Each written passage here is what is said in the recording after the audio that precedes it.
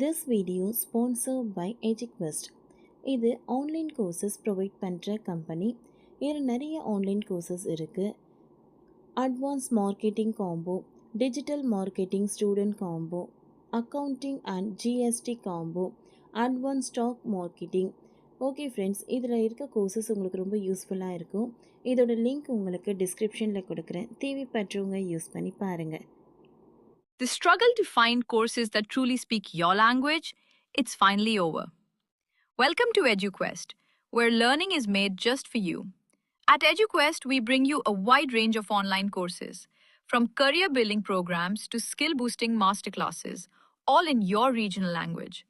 Because we believe language should never be a barrier to success. Our courses are tailor made after understanding what today's learners really need. So why wait? Start learning the smarter, simpler way only with EduQuest. Visit eduquest.courses and explore your next course today. And hey, don't miss out on our exciting offers and promotions. Captain cool என்ற பெயர் எனக்கு தான் சொந்தம். Trademark வாங்கினார் தோனி. இந்திய cricket அணியின் முன்னாள் captain Mahendra Singh தோனியை பல கிரிக்கெட் வல்லுநர்களும் ரசிகர்களும் கேப்டன் கூல் என்று அழைப்பார்கள். இதற்கு காரணம், பல நெருக்கடியான சமயத்தில் கூட களத்தில் பதற்றம் அடையாமல் கூலாக அனைத்து முடிவுகளையும் எடுத்து அணியை வெற்றிக்கு அழைத்து செல்வார். இதே போன்ற போட்டிகளில் தோனி எந்த பதற்றமும் அடையாமல் கடைசி வரை நின்று அணியை வெற்றி பெற வைப்பார். குறிப்பாக 2011 ஆண்டு உலகக்கோப்பை இறுதிப் போட்டியில் தோனி கடைசி வரை நின்று சிக்ஸர் அடித்து இந்தியாவுக்கு 28 ஆண்டுகள் கழித்து உலகக்கோப்பையை வென்று கொடுத்தார். அது மட்டுமல்லாமல் IPL தொடரில் அனைத்து சூப்பர் கிங்ஸ் அணியின் கேப்டனாக இருந்து 5 கோப்பையை வென்று கொடுத்திருக்கிறார். மற்ற கேப்டன்கள் எல்லாம் களத்தில் பதற்றம் அடைந்து கோபத்தில் கத்தும் நிலையில் தோனி எந்த வீரரையும் களத்தில் கோபமாக கூட பேசியது கிடையாது. இதனால் தான் அவருக்கு கேப்டன் கூல் என்று பெயர் பொருத்தமாக இருந்தது.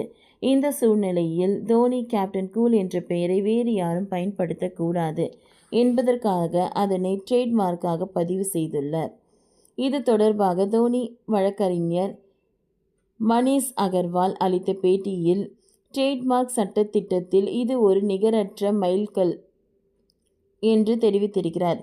இந்த சூழ்நிலையில் கேப்டன் கூல் என்ற பெயரை ட்ரேட்மார்க் செய்யும் போது தோனி தரப்பினருக்கு பல சிக்கல்கள் வந்ததாகவும், இந்த வார்த்தை ஏற்கனவே இருக்கிறது என்றும் பலரும் எதிர்ப்பு தெரிவித்ததாகவும் கூறப்படுகிறது. எனினும் தோனி களத்தில் செயல்பட்ட விதம் அவருக்கு மட்டும்தான் இந்த வார்த்தை பொருந்தும் என வாதாடி அந்த பெயரை தோனி ட்ரேட்மார்க்காக பயன்படுத்தி இருக்கிறார் என தெரிய வந்துள்ளது. இந்த சூழலில் கேப்டன் தோனி கூல் என்ற வார்த்தையை தோனியின் அனுமதி இன்றி வேறு யாரும் பயன்படுத்த முடியாத நிலை ஏற்பட்டிருக்கிறது. அண்மையில் கூட தோனி தோன்றிய விளம்பரத்தில் கேப்டன் கூல் என்ற வார்த்தை இடம்பெற்று இருந்தது குறிப்பிடத்தக்கது. தோனியின் இந்த நடவடிக்கை அவரது ரசிகர்களை மகிழ்ச்சியில் ஆழ்த்தினாலும் இது தேவையில்லாத வேலை என பலரும் விமர்சித்து வருகின்றனர். ஓகே ஃப்ரெண்ட்ஸ், இந்த வீடியோ உங்களுக்கு யூஸ்ஃபுல்லாக இருந்ததுன்னா லைக் பண்ணுங்கள், ஷேர் பண்ணுங்கள், சப்ஸ்கிரைப் பண்ணுங்கள். தேங்க்யூ.